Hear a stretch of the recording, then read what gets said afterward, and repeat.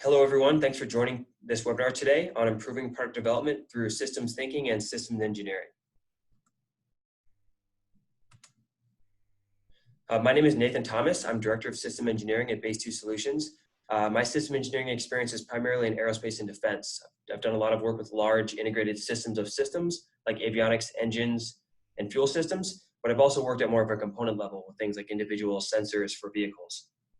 I also try to stay involved in the industry through different organizations, and I especially love talking to people about how to improve their product developments through systems engineering, which is why we're here today. So this webinar is about how we leverage systems thinking and system engineering to both build better products and streamline our product development efforts.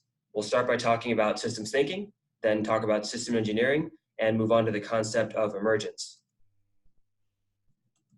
Then we'll talk about how to apply those concepts using a simple analogy.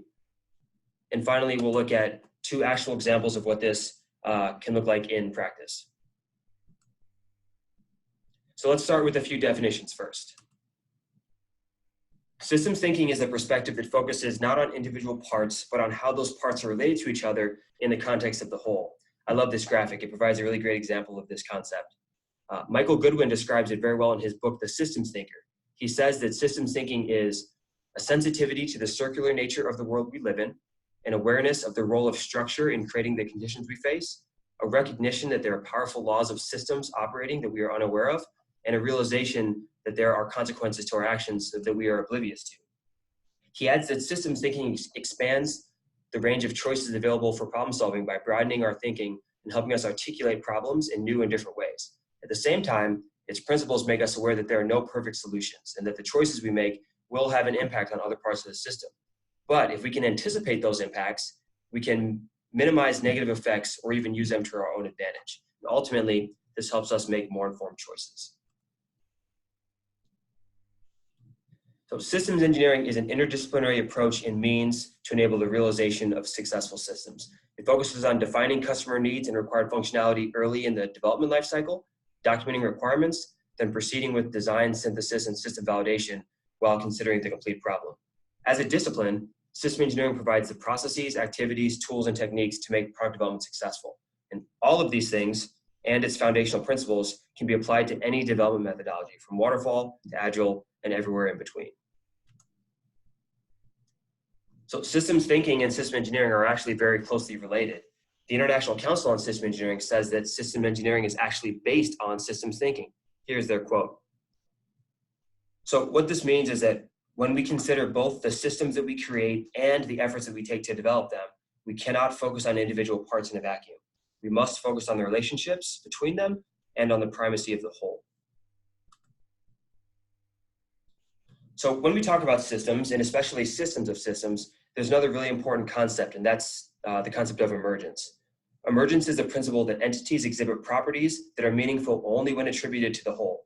For example, an airplane has engines, flight control surfaces, wings, and electronics that all have their own properties and their own behavior. But when you put all of them together, a completely new behavior emerges. The engine's thrust moves the system forward. As air moves around the wings generate lift.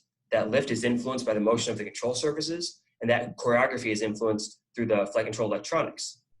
So controlled flight is actually an emergent behavior. It's a consequence of the interactions of all the parts, not of the parts themselves. So there are four types of emergent behavior.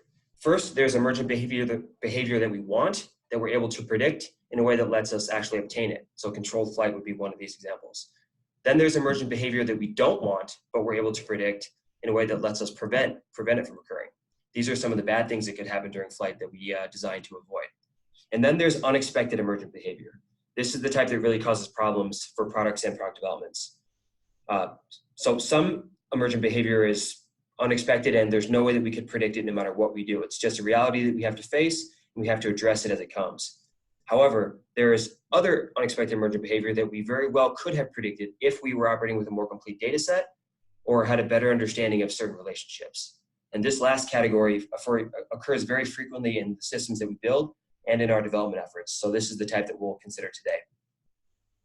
Success requires that we move as much of this type of emergent behavior out of the fourth category and into one of the first two. So let's look at a simple analogy that we can then relate back to product development.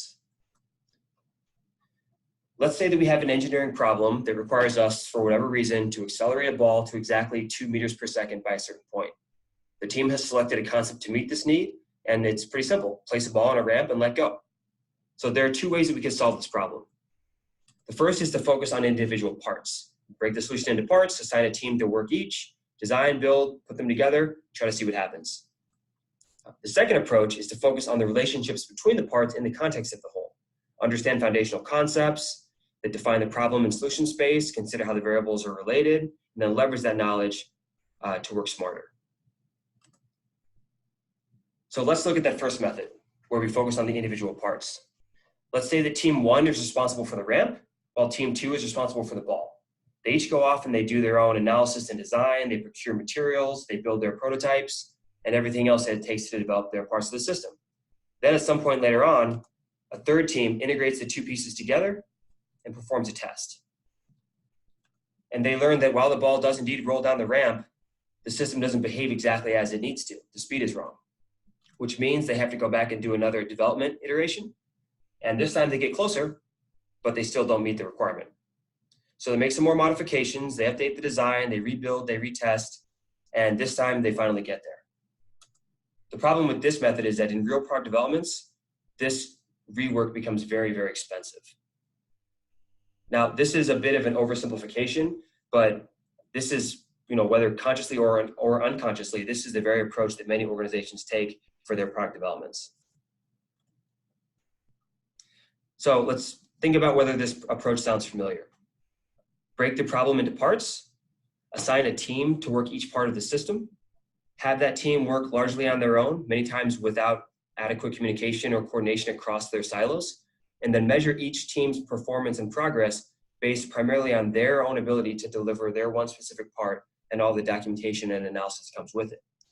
And unfortunately, many times, individual teams take the same approach, where they have one part of the team work on requirements on their own, another part of the team work on a trade study on their own, the third part of the team work on design alternatives. So the teams basically create smaller silos within their larger team silos. Systems thinking reminds us that no matter how we structure our teams, we can't think in silos. All of these parts of the system are related, and all of these development tasks are also related. So when we don't account for this, we tend to run into trouble. First, we can have unintended consequences. One group does something that impacts another group without anyone in either team really knowing. Second is that problems that could have been prevented or caught early aren't found until late in the game, when fixing them is much more expensive and disruptive. If we focus on relationships and interfaces between parts, we'll be more likely to capture these integration issues. Both of these changes can lead to expensive redesigns and rework, which of course impacts schedule and impacts budget and leads to unhappy stakeholders. Stakeholders being the customers that are paying for it, the leaders that are promising it, and the users that need it. And if those things occur, that tends to bring down morale within the team. And in some cases, it may even mean that the wrong system gets built or is too late to market such that the opportunity can't actually be captured. So now let's look at the second approach, where we focus not on the parts, but on the relationships between the parts in the context of the whole. We still have a ball and a ramp team. There are usually very good reasons for structuring teams in these types of ways. But this time, the ball team and the ramp team don't think in silos. They take the time to understand the fundamental concepts that influence their shared design space. Then they understand how those fundamental concepts are related to each other in the context of their goal. And then they define the key variables within those concepts in a way that lets them see the relationships between their two parts of the system. In this case, there are still independent teams that go through the same development activities, but they were able to work much smarter and get to their solution faster. They leverage their understanding of fundamental concepts and the relationships and interactions between variables in a way that let them predict and ultimately control the emergent behavior so that they got what they needed without all of the iterations, redesign, and rework. This both streamlines the development effort and ensures that the right product is actually created. Now, understanding fundamental concepts like conservation of energy, kinetic energy, and potential energy, and how they relate, helped us solve the ball and ramp problem more efficiently. Now, systems and system engineering have very similar fundamental and related concepts. To design any successful system, we must account for system requirements, system structure, and system behavior, and how those things relate. If we ignore one, or if we focus on one without considering the others, we get some of that unexpected emergence that can be so problematic. Now, it would have been very difficult to really understand potential energy without first understanding mass, gravity, height, and how they relate. The same is true for systems. Things like use cases, functions, and system states all help us understand, predict, and ultimately control system behavior. Things like components, interfaces, and links help us define system structure, and all of these things are related to each other and back to those system requirements. So in our ball and ramp analogy, the relationship between fundamental concepts and key variables were physics and math-based, which means they're universal. When it comes to the systems that we develop, our products, we have a similar set of variables and relationships that are also universal. For example, requirements are based on business, market, and customer needs. A use case elicits requirements. Components exhibit states. A state is exited by a transition. A state also incorporates a function. And a function either inputs, outputs, or is triggered by an object. If you put all of these relationships together, you end up with a system metamodel, a representation of the relationship between aspects of any system that is universal. Now, this is an example of a system metamodel that was based on one from a company called Vitec. Vitec creates model-based system engineering tools and does a lot of thought leadership around system engineering. Let's try to keep this concept of a metamodel and some of these relationships in mind as we review some real-world examples of what happens when organizations do this well and when they don't. So the two case studies that we're going to look at next are actual real examples from some of our customer engagements that have been de-identified. So we were supporting a customer that was looking to take some legacy electronic systems and pull them over to a new vehicle platform and then add some new functionality in order to achieve some new capabilities. And these capabilities were really desired emergent behavior. It would depend on all the different parts working together in specific ways. The team that we were brought in to support was tasked with developing requirements that could then be decomposed and allocated throughout the system to achieve that emergent behavior. However, there were a lot of challenges in the team.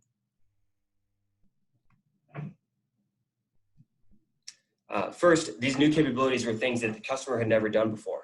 The concepts selected for achieving them also involved some leading edge things like Internet of Things and machine learning, which most of the engineers on the project had little to no experience with. The team also lacked some of the system engineering experience to know how to develop requirements kind of from scratch when just given a blank sheet of paper. So as a result, the team had been spinning their wheels for months, struggling to come up with a comprehensive set of requirements. So they brought Base 2 in to help. And when we got there, we realized that the issue was that the team was focusing on requirements alone. This was especially hard because one, it was something that they were unfamiliar with, and two, this was a very big, complex system of systems problem where the scope and the boundaries weren't well defined. So when we came in, we proposed a path forward that focused on requirements in the context of the whole meta model. We started by making sure the team understood the things that help specify requirements. That is the business goals, the program objectives, the high-level functional and non-functional requirements.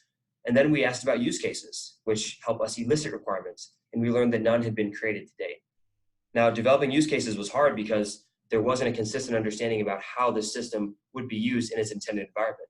So before we did use cases, we had to think about the concepts of operations and then decompose use cases from there. So we walked the customer through this roadmap, we executed together as a team, and we iterated until we converged on the right set of requirements.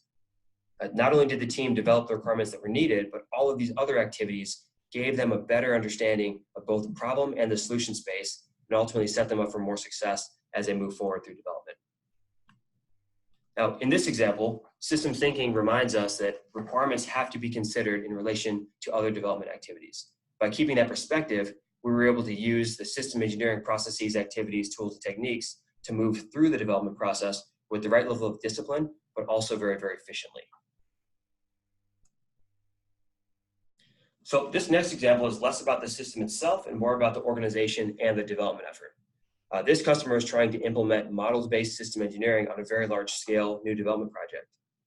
At this early phase, the task was to develop high-level requirements, a functional architecture for the entire system, and performed some technology trait studies to help figure out which technologies and hardware elements would best fulfill the functional architecture and ultimately meet the requirements. Now, these are all excellent things to go do, and the team was wise for planning for them, but the problem was in the implementation of that plan. The issue is that requirements, functions, and components are all intimately related, but the structure of the teams, the breakdowns of the work statements, and the schedules didn't account for this. So what should have been an iterative and concurrent process was performed linearly and in silos. Because contracts had to get out to the supply chain for long lead items, priority was placed on requirements and trade studies. Unfortunately, the teams working on many of those trades were different from the teams working on the requirements, and each team was pushing hard to generate their deliverables on time, and they weren't incentivized to work with each other, so in many cases they didn't. As those tasks finished, teams finally had bandwidth to consider functional architecture in more detail. However, because some of those technology choices had already been made, the functional architecture became unnecessarily constrained. Some of those really creative architectural choices that would have been available no longer were. So in order to get around some of these unintended consequences, new high-level requirements were needed, but unfortunately those requirements had already been locked down. So the team had two choices: either go back and do a lot of rework, or settle for a system that doesn't do everything that was initially desired. And this customer actually chose the latter. So in this example, systems thinking reminds us that our development organizations, our teams, our tasks, our deliverables, our schedules, they're just another system. They have to be considered together. And if we keep that perspective, system engineering can help us and happen in the way that it's supposed to happen, where it helps us without constraining us. So to summarize, systems engineering is a thought process based on understanding fundamental concepts for successful system development. As a discipline, it also provides us with a set of processes, activities, tools, and techniques that we can leverage both to build successful systems and to streamline our development efforts. Systems thinking reminds us that in order to get those benefits, we need to view our products and our development efforts as tightly related parts of a greater whole. And if we can do that, we can actually manage emergent behavior. That is, we can prevent the emergent behavior that we don't want, and we can achieve the emergent behavior that we do want. And ultimately, all of this helps us streamline our development efforts and build better products. So finally, we looked at two real-world examples. The first from the perspective of the system itself, and the second from the perspective of the development effort. Thanks for watching this webinar. If you're still looking for more system engineering information, we have plenty of resources on our website that you can check out. You can download all of them by going to our website at base2s.com/resources. If you think you'd like a more hands-on personal guide on what system engineering can do for your organization, we're available for free consultations to get to the root of your issues. You can get started by contacting sales@base2s.com, and one of our representatives will get back to you soon. Thanks again, and have a great day.